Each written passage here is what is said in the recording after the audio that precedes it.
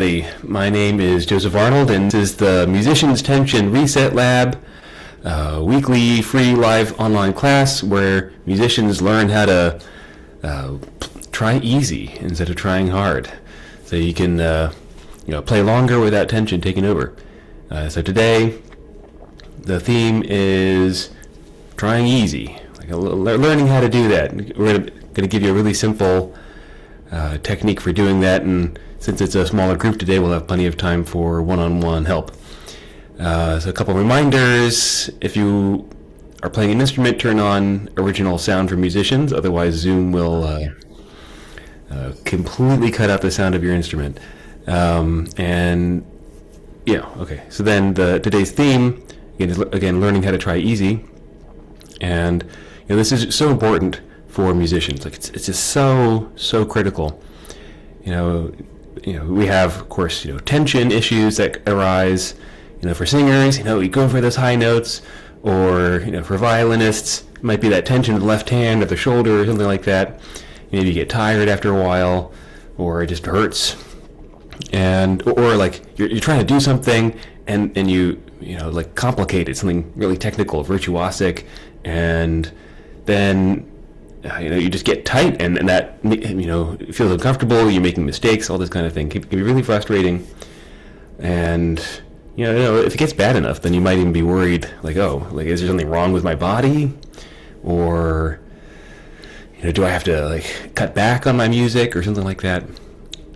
And to me, this is such a it touches my soul. Okay, this is a big part of my own story, which I'll share in a second. But music is supposed to feel free. Think of the best musical performances that you've heard and you've experienced. Maybe giving you there's just an open channel from your heart through the sound, right? That's what it's supposed to be like. And all that tension is like a garden hose that gets kinked, right? So you got to learn to unkink that garden hose. And the one way of looking at what's happening underneath this is this habit of trying hard. Whenever we get this message, it's a cultural habit. We get this message from when we're really little, just try harder. Or even this whole notion of trying. You get this furrowed brow, and when people talk about trying, they tense up, and so there's all this effort. But of course, all that effort often just gets in the way of what you're trying to do. And so it becomes this subconscious idea, and then you're fighting against your body, and maybe you don't even realize why. So how I came to teach about all this, and I actually wrote a whole book about this, is that I'm a violinist. I was playing from when I was really little, loved performing, loved playing. Even when the plumber was coming over to the house, I would whip out my violin and play for the plumber. But when I went to college, the conservatory environment, so stressful. I was playing hours a day. I looked like this while I was playing, really sawing away. And my teachers told me you should learn how to relax. But of course, that wasn't much help. And then I had injuries in both arms. I could barely play anymore. It was really bad. I saw all the doctors, all the therapists, chiropractor. I did everything. You name it, I tried it, and nothing helped. Nothing helped, because none of those things, the massage, the stretching, the exercises, the warm-ups, none of that changed the habit of trying hard. I still went like this every time I picked up my violin, or did anything, like writing or talking or exercising or whatever. It's a universal thing. And so it's only when I found the Alexander technique that I learned how to try easy instead. And, we call it the Alexander technique, but really there's dozens, maybe hundreds of different techniques. And today I'm going to share one of those that I find so simple, very effective. So today I'm going to share that lesson with you, and we'll have plenty of time for one-on-one help. And really, what this comes down to is that music, there's kind of like a soulful purpose behind music, in my opinion. Again, it's supposed to feel free. You're not supposed to be fighting your body when you're playing music. And so this is really why it matters to to learn how to untangle this whole mess. All right, let's see if there's anything else. I'm checking my notes over here. Oh yeah, at the end of every lab, I'm going to do a little raffle. I'm laughing because I think Martin's already gotten the book. I don't know, Rachel, did you get a book? Rachel already got a book. So Kevin, and if Ava shows up, maybe one of you is going to get a book today. My book is called Soulforce. That blurring blurs it out. Anyway, called Soulforce: How to Discover Your Artistic Purpose, Create More Freely, and Make Art That Matters. So a deep dive into all of that. Okay, so here we go. Without further ado, I'm going to tell you a story. So there was this one Alexander Technique teacher, Tommy Thompson. He lives up in Cambridge, Mass, and he was brought in to help a rowing team. Of course, they have the Charles River up there. Rowing is a big sport for them, and he was brought in to help make the rowing team more efficient in their movements, this sort of thing. And so they were rowing out on the river, and I don't know if you've seen these sculling rowers, but it's really hard work. You're rowing as hard as you can, right?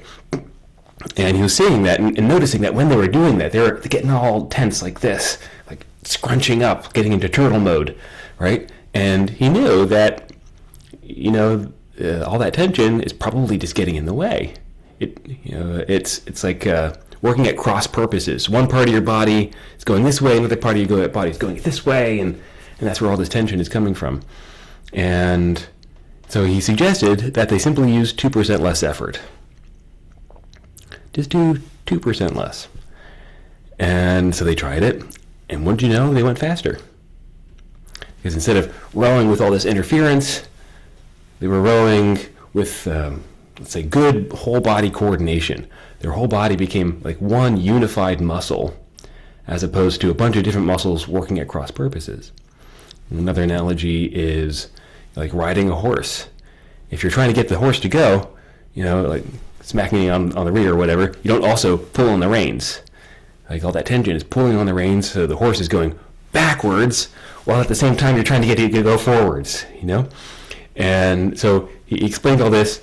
That the rowers went faster, but the coach, the rowing coach, was still so ingrained in the ideology of effort, the ideology of trying hard, which says that more effort equals better.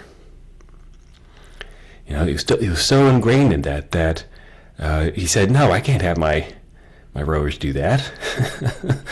Well, I have to have them doing 100% effort all the time. And so this is one of the things that we come across. It's it's our beliefs about how the body works, how much effort something takes, that really get in the way.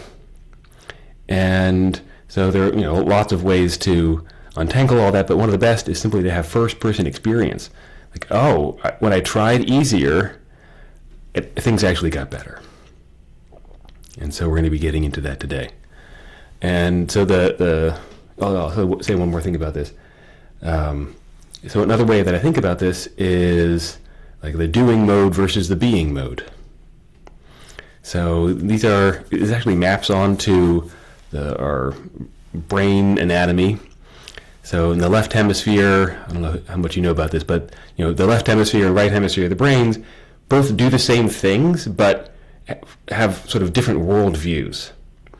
So the left hemisphere, it sees the trees, not the forest.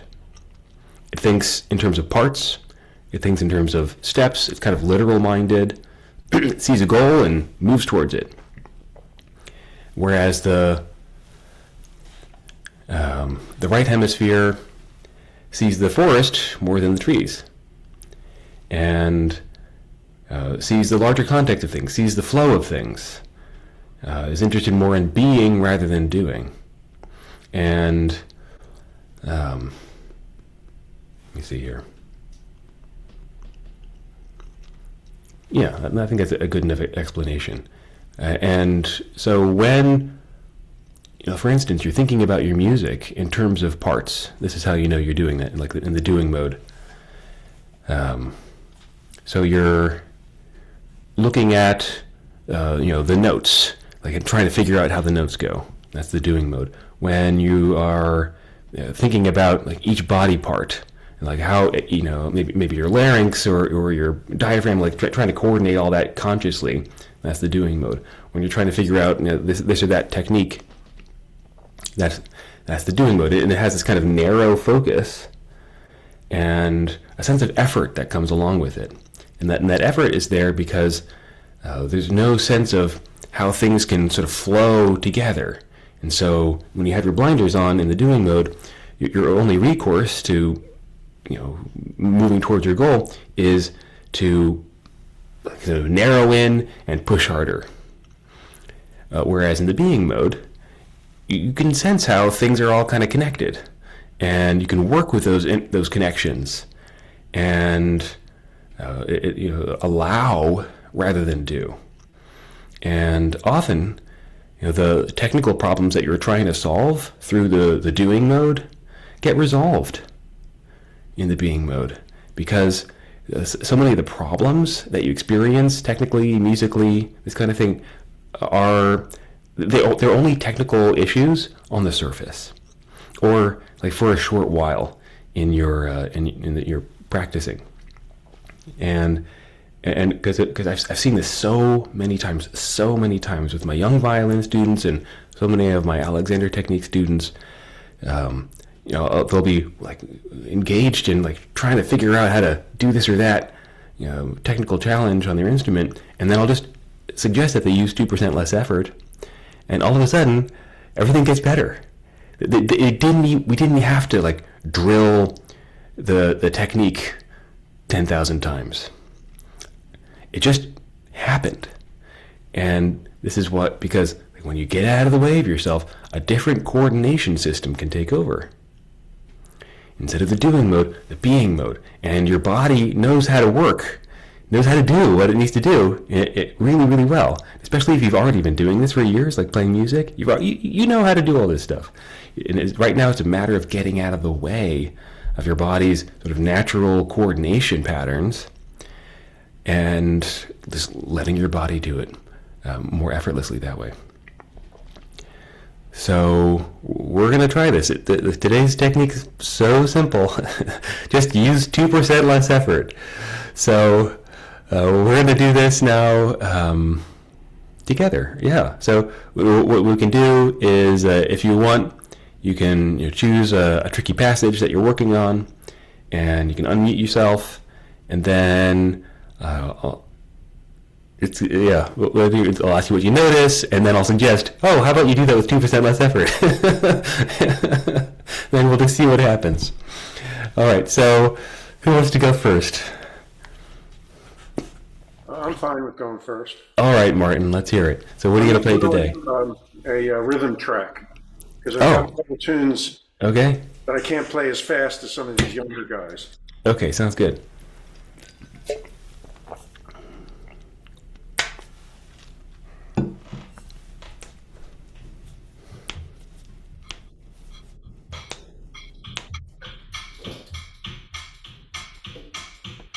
This is a weird fiddle tune. I can play it pretty well at 80. Now I'm at 100. Okay.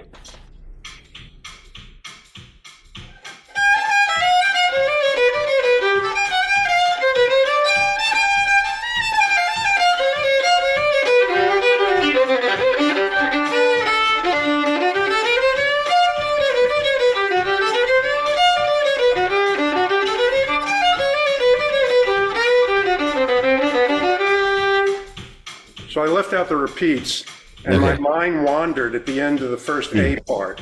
Okay. So I thought I did pretty well with that. Okay, great. Can you turn off that rhythm track? Yeah. All right. So I also noticed I was biting down or sticking out my tongue. Yeah. A habit of mine. All right. So you're playing this faster than you normally do. Yeah. And one of your goals is to be able to play it faster. Yeah, play it with the guys. Yeah, okay, sounds good. And were you able to play it at that tempo?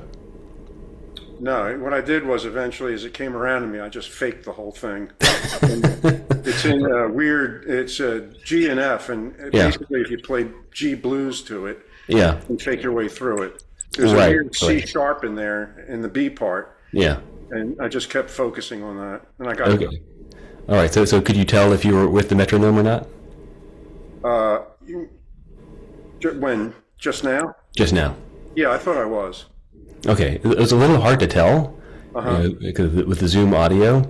To me, it sounded like you were playing slower than the metronome Okay. pretty much the whole time. But I can't really tell all that clearly because of the sound quality. Yeah, I wouldn't be surprised. Yeah. So, well, I mean, I have lots of ideas about playing fast. I sent out a newsletter yesterday about this. But well, let's just try this basic technique, and then maybe we can get into some of the other details around that. So if you'd like, you can put on that rhythm track again, and then when you're playing, just use 2% less effort. Just keep reminding yourself. Okay.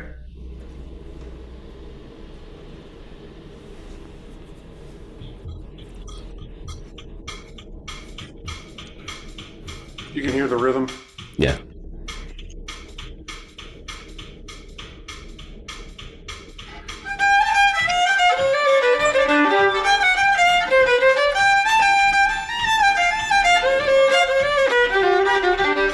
Screwed up that last part. There, 2% less effort.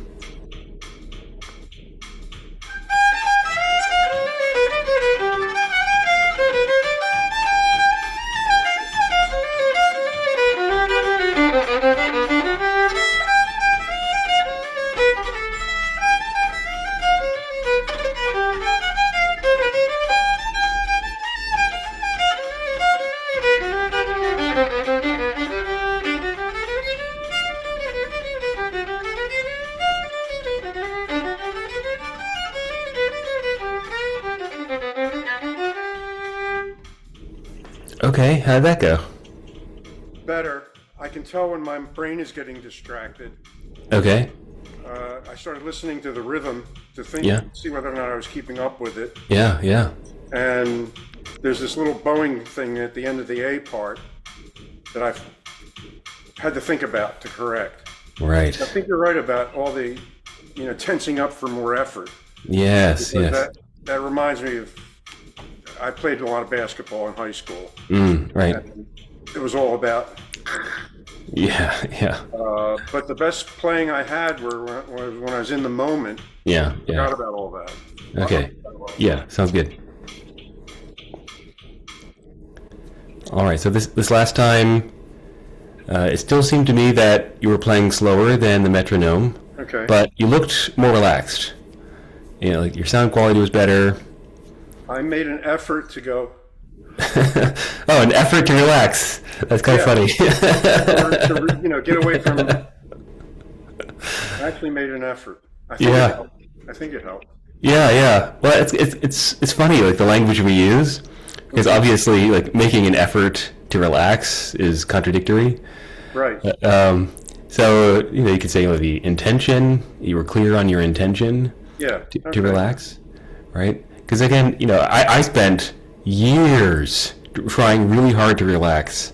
I was in pain. I had all this tension. I was in my Alexander Technique training school, and I was doing all these sort of relaxation techniques as hard as I could, and then wondered like why I wasn't getting more relaxed. Okay, so a couple things about playing fast. So you need. All right, so the people who can play the fastest are not trying hard to play fast. So think of like a hummingbird's wings, right? A hummingbird. You've seen time-lapsed photography or a video of hummingbird's wings. Like, so fluid, right? Or even a cheetah, like running so fast, but they're not going like this when they're running. It's this kind of motion. It's very fluid. So just kind of think about that for a moment. Going fast and tension don't mix. The very fastest players are totally relaxed. Anyway, I saw this like metal guitar shredder on YouTube a while back. This guy was playing, I mean, I don't even know how the fretboard wasn't burning. He was playing that fast, but he was just like just totally at ease. And so that's something to keep in mind. Anytime you're trying hard to play faster, you're getting in the way of yourself. Yeah. Funny thing is, there's some tunes, and they're tunes I've been playing since college, that, I guess they're ingrained, and I can play them as fast as anybody, I think. Yes, exactly. So and what I've noticed, I shorten my bow stroke, but I'm emphasizing the up. Yeah. The down just happens. Something I just noticed it as I was playing, and I was surprised that I could keep up. But it's a tune I've been playing, and one of my favorites since I was in college. Right. Which Right. is a long time ago. Yeah. So speed, developing greater speed, like a big part of it is familiarity. It's getting it in your bones.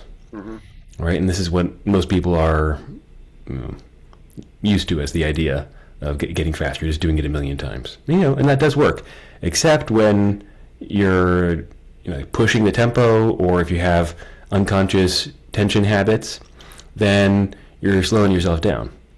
And so it's not just a matter of familiarity, but of some body-aware practice methods, effortlessness skills. And so the way to play fast, or like the journey, what the journey feels like, is playing where you as fast as you can today without getting tense. Okay. And then just doing it enough times without getting tense so that you really ingrain it. And sure, push your boundaries a little bit, but spend most of your time playing at a tempo where it's really relaxed. Okay, do that a bunch, and then every once in a while push it and see where you're there might be certain moments in the music where you're still getting tense when you're playing, and then you focus on those in your practicing. Again, not trying to push those spots faster, but getting more familiar with them, learning them from the inside out. That's how you do it. Yeah, there's some tunes that I practice at 80 a minute during the week, and then when it comes up in a jam and they're playing it much faster, I can just fly. Yeah, But right. that's a matter of a lot of the more familiar. Yeah. So let's do one more thing. Why don't you just play it at the tempo that feels easiest for your body? Okay.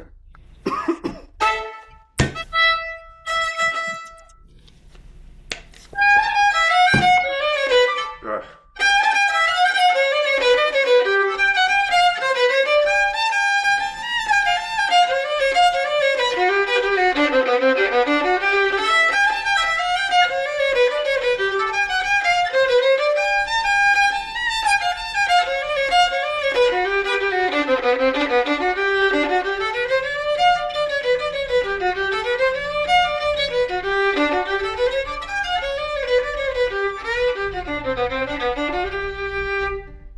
Okay, what do you notice this time?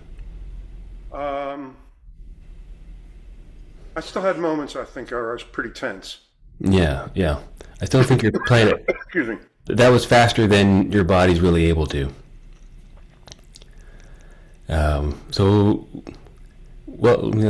Let's try it one more time. It's okay. 2% less effort, and like really play it at a tempo. Like give yourself permission to play it slower than you think you need to. 2% less effort.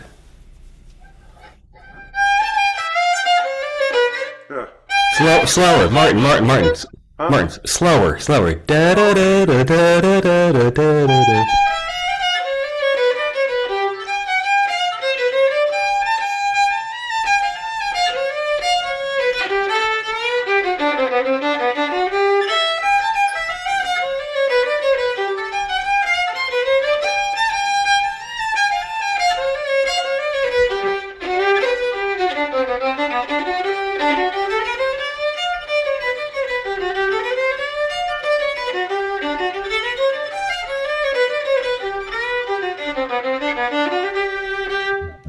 Okay. What do you I'm notice also that? not trying to play as loud. Okay, well, good. Yeah, so that can be a form of forcing. So what do you notice in your body over all this time? I felt like I was moving a little bit at the Okay. parts where I was, sounding better. I thought Okay, and was that movement tight or free? it was beginning to be a little more free Yeah, that's what, because I'm pretty stiff. A yeah, lot yeah, of yeah, times I'm like that. yeah, yeah. So that's your pathway to playing fast, slow. Think Tai Chi. Hmm. Okay, try that for a week. See what happens. Okay, good. Yeah, All right, good. Thanks, Martin. sure. All right, who's next? Be bold. This is your time.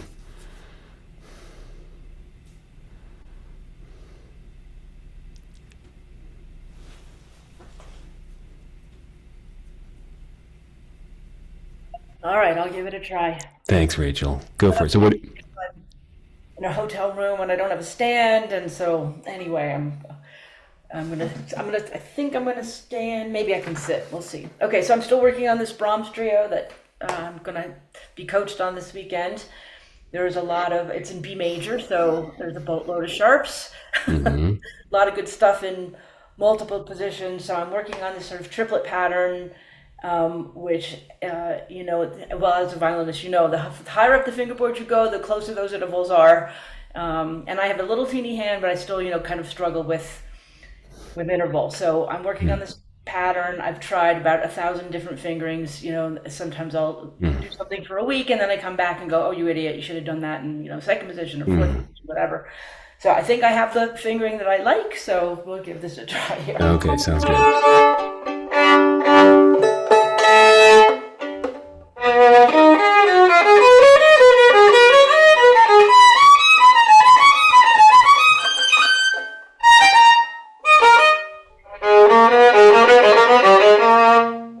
That wasn't so bad actually. All right, But great. I'm tense, I'm like, I can feel it. And, Yeah. so my problem is I look ahead and while I'm playing something I already feel comfortable with, I'm already getting nervous and tense about the thing that's, a measure and a half ahead of me. Yeah. And so that's, everything about this piece. It's this combination of slow, beautiful intensity because of, the need for, gorgeous vibrato and blending, and then jumping right into these patterns that are technical because of the kind of, harmonic structure of the piece, creates all these complexities with fingers and things like that. But so I want to figure out how, first of all, you say 2% less effort. I don't know how you do that without trying. I mean, you keep saying that, but how do you exert less effort without reminding yourself 1,000 times to exert less effort? Oh, well, you do need to remind yourself. Okay. One Alexander technique teacher used to say, the problem with most students is that they forget to remember. All right, so Yeah. the way you play is guided by your attitude, your thoughts, your beliefs, and what you pay attention to. So what are you normally paying attention to when you play? So I think when I'm not playing well, so I'm using the part of my brain that is looking at the trees and not the forest. And when I'm Yeah. playing my best, and I will tell you when my absolute best, and I Hmm. always joke that I never get any better, is when I sight read. If I get together with people Hmm. I've never played with before, which I do often, travel around and play, and somebody throws a piece of quartet music in front of me, I can play almost anything that's put in front of me, and I'm so relaxed because maybe because I don't care, maybe because I haven't seen it before. So if it comes, it comes. I figure it out. If I screw it up, I just know I have to go, and I surprise myself 80% of the time. Yeah. Where I'll look at a passage, I would say if I was actually trying to learn that and work on that passage, it would kill me. But Yeah. when I'm in this relaxed, I'm having fun with people I don't know, and it doesn't really Yeah. matter Yeah. kind of situation, that's when I am absolutely playing my best. I always joke that I can sight read, but I never get any better. Now it's obviously not 100% true, but Yeah. if I could figure out how to feel that way when I'm playing the Hmm. things I've worked on, I Yeah. think I could. That would be the blend that I would be looking for. Yeah. Yeah, totally. And so rehearsal is when things you've worked on is nerve wracking. Getting, performances just adds another level of, and which I have never performed much because the anxiety of performing is just so, it's not fun. Yeah. No, I would much rather sit down with people I don't know and read through a late Beethoven string quartet than I Yeah. would stand in front of an audience and play Twinkle Twinkle. I mean, honestly, that's kind Yeah. of the way Yeah. it is for me. Yeah. Yeah. Back in the 60s or 70s, there was this Zen teacher out in San Francisco, with Suzuki. And That's how so I am a born and bred 5-year-old oh, wait. Suzuki. I'm a Suzuki kid, Hold 5 years on, hold old. on, hold on. Yep, yep. Different Suzuki. This is Oh, this is a Zen teacher, not a violin teacher. ah, Then he talked about beginner's mind. ah. Beginner's mind, bringing this attitude of fresh awareness, with free of expectations, free of pressure to anything, because it's always the present moment. Even if you've done something a million times, it's always the present moment. And so the big part of Zen is learning how to tap into that fresh, original mind or beginner's mind, even when you're doing something that you've done a million times. And so one way of doing that, so it's quite complex, untangling all of this, but one way you can do that is to start just bringing in new thoughts into your playing. Right now, you're bringing in certain thoughts without realizing it, and those thoughts are causing all that anxiety and tension. That's what's happening. These underlying beliefs and thoughts that are like so deeply ingrained that you're not even aware that they're happening fully. And so you start to bring in new thoughts, like 2% less effort. And you just remind yourself, and maybe you can look at that passage on the page, and if there are any kind of little breaks or easy spots or rests, those are the spots where you remind yourself, oh yeah, 2% less effort. Oh yeah, 2% less effort. All right, so why don't you go through the passage again and just remind yourself a few times and see how that happens. Let's see what we can do here.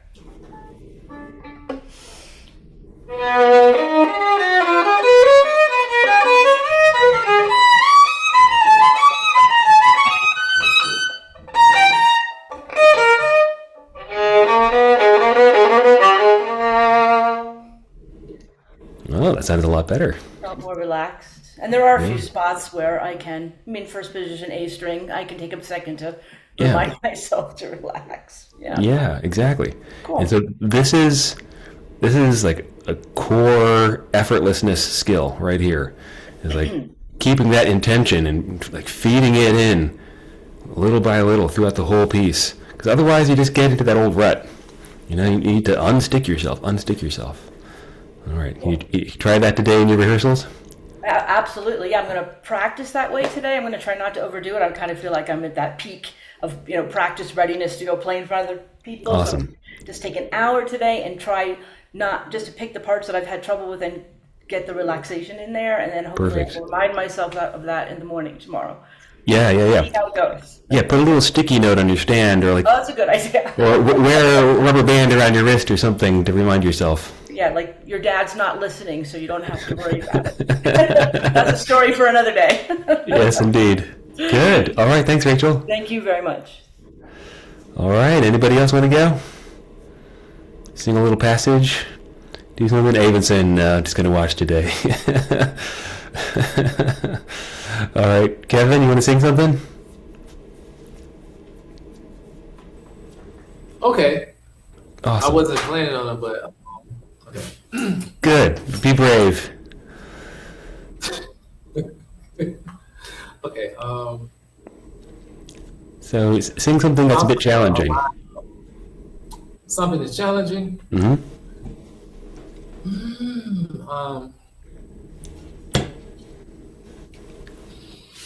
Du meine Seele, du mein Herz, du meine Wonne, du mein Schmerz, du meine Welt, ich lebe. Oh, I forgot the words. Okay. That's fine. That's fine. So what are you noticing so far? What's happening in your body? I stopped breathing. You stopped breathing. Uh-oh.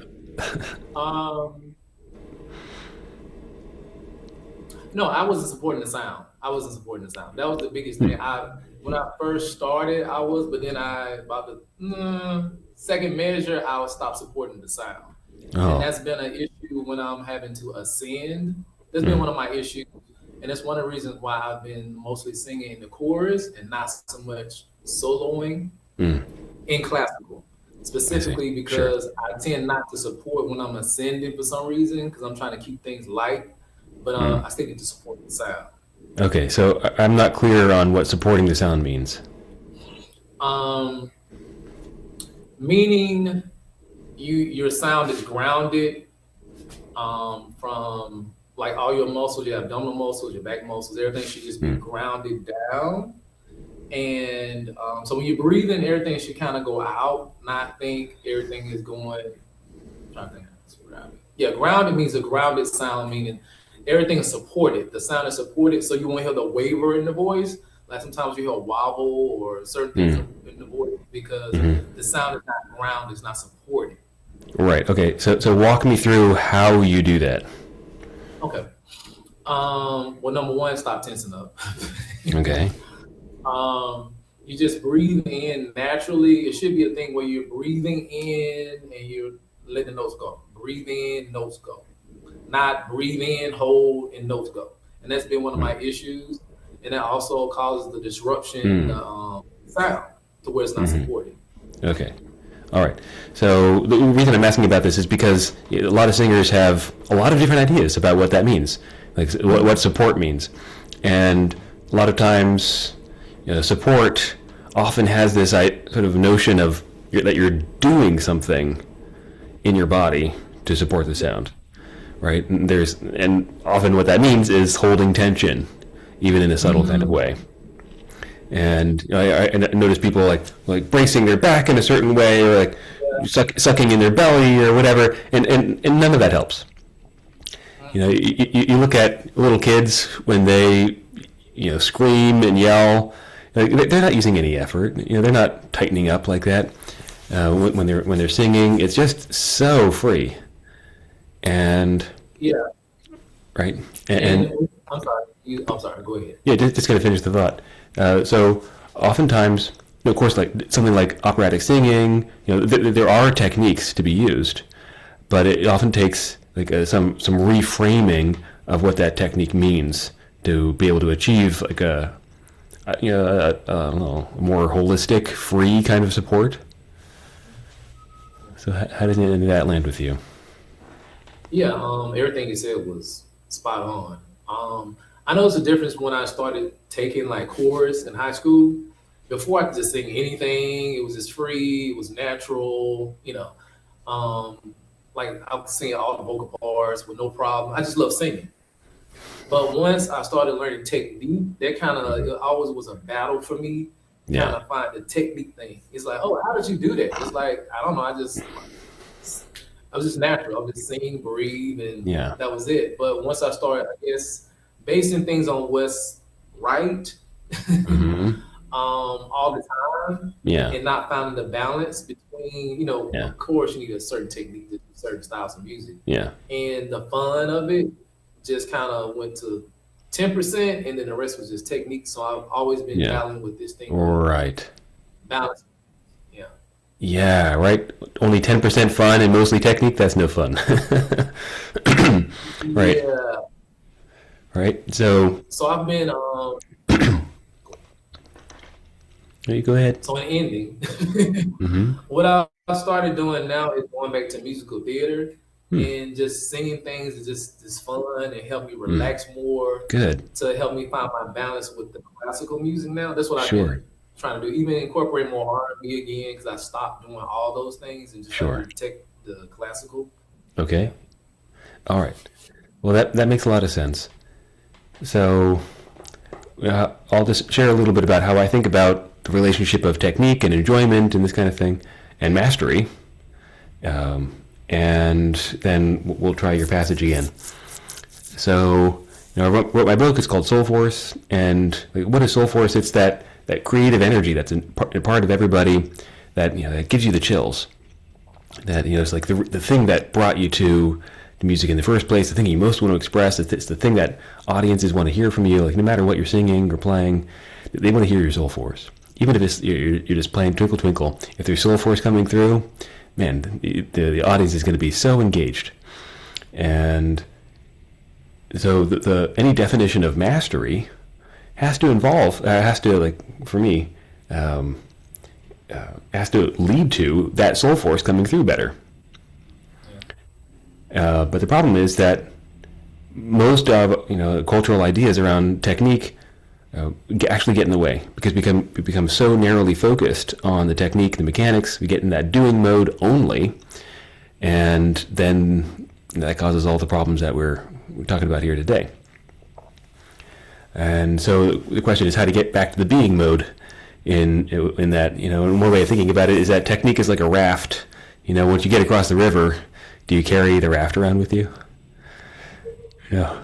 So there is a place for that narrow focus at certain times, but if that's your only mode of operation, then boy, you're in trouble. And so what you also need, in addition to the technique, because you do need technique, you also need effortlessness and the knowledge of the soul. And these three things kind of braid together. Technique gives form to what you're doing.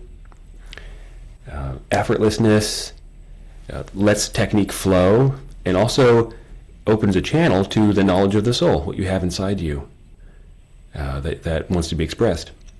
And so all three of these things work together. And so when you notice that you're like focusing on that technique all the time, you can maybe start to trust that other ways are possible.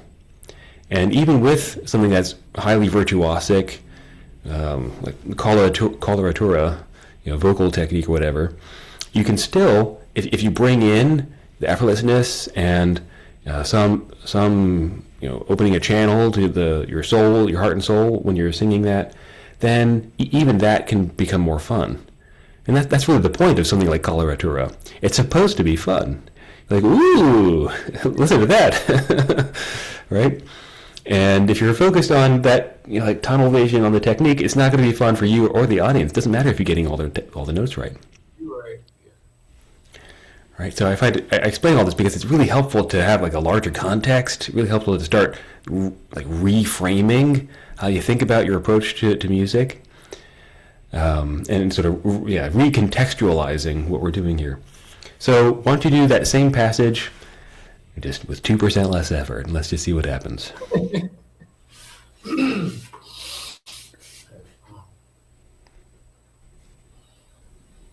Du meiner Seele, du mein Herz, du meiner Hanna, du mein Schmerz,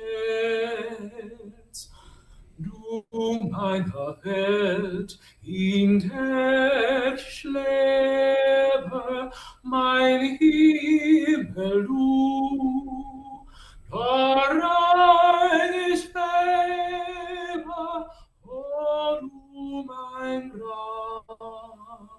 Okay, great. In das hab ich ewig meinen Kummer gehabt. Very nice, very nice. So what do you notice this time? I noticed singing it slower is better for me, and not trying to do the speed. I'm always hearing it in, because it's always really fast. Big Moon, it's always by Schubert. It's always fast, but I'm noticing the slower. I need to practice it more. I need to practice it slower. Yeah. Because I can feel it more. It can get more in my body. I'm not thinking about, okay, here comes the high note as much. Even though I could hear where I was starting to think it, but I could tell it was more connected. I know you mentioned to Martin earlier about tempos, and that clicked in my mind. Yeah. I was like, okay, you need to practice this slower, so you can get in your body, and the technical things will probably actually align better. Yeah, definitely. Yeah, you got to teach your body how to do it in a relaxed way first, before you can start bringing up that tempo. Okay, excellent. Well, your sound quality was a lot better. The phrasing was much smoother. Yeah, I was more drawn into your sound. Yeah, I So was too. yeah, right. Look at that. You know, and another Alexander technique teacher, Marjorie Barstow, she used to say, you know, sometimes all it takes is a little bit of nothing. Just subtracting that 2% of effort. Things get better. Thank you. Yeah, you're so welcome.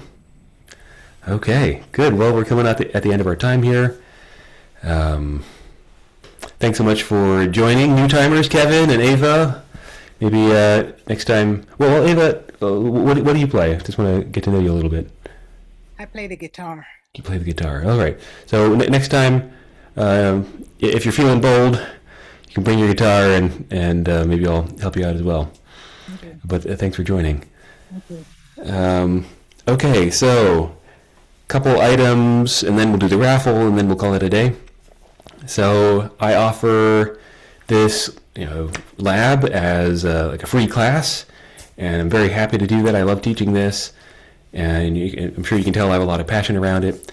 And I think of it kind of like a gift. This lab's like a gift.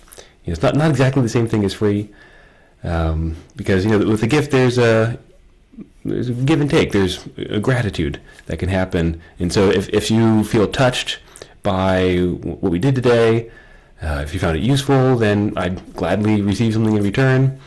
It could be monetary, but it could also just be a note of thanks, or post on social media about it, or bringing a friend to the programs. I have a group program, the Perform Without Pain program, and with that you can go much deeper. You can learn, I have like over 20 techniques that are like what we did today, and be teaching all of those. Be going really deep into each instrument and unlearning all those trying hard habits, unlearning the doing mode, and really embodying the being mode more deeply. So if you want to check that out, I also offer one-on-one lessons. So it's at soulforcearts.com/PWP, Perform Without Pain. You can learn more about that. And yeah, if there are any themes or questions you have, like you want me to talk about or cover in my essays or videos or whatever, you can let me know. I'd be glad to do that. And I think that's it for today. So let's do our little raffle. So every week I give away a free copy of my book. So Martin and Rachel already have one. So what I'm going to do is pick a number from 1 to 100, and Kevin and Ava, if you're interested, you can put a number in the chat, and whoever gets closest, I'll send you a book.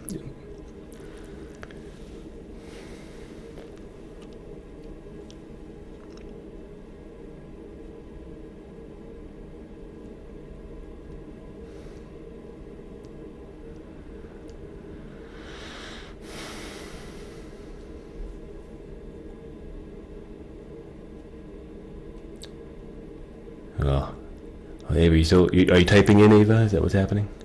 I was trying to, but I. Oh, you can just say your number. 75. 75? Is that what you said? Yes. Okay. Well, Ava, you get the book. My number was 100. Yep. All right. So, Ava, why don't you put your email address in the chat? Or are you having trouble with the chat? Or you can just email me, joseph@soulforcearts.com. Email me your address, and I'll ship out a book this week. Okay, so we have our next lab on Sunday. This is the first time I'm doing it on Thursdays, and we had a smaller group today. So I'll try it again next week, and maybe I'll try a different time. I just want to make sure that everybody who's on the list can find a time that works for them. So, great. Thank you, Ava. And otherwise, thanks so much for showing up. And I'll see you next time. Thank you. You're so welcome. Have a good week, guys. All right. Thank you. This was Yeah. very interesting. Thank you. I'm so glad you enjoyed it. Yeah. Thanks for coming. Sundays Thank at you. what Very time? insightful. Sunday at the same time, 12:30. Okay to attend both? Yeah, of course. Yeah. Oh, okay. Whatever you want. All right. Thanks, Joseph.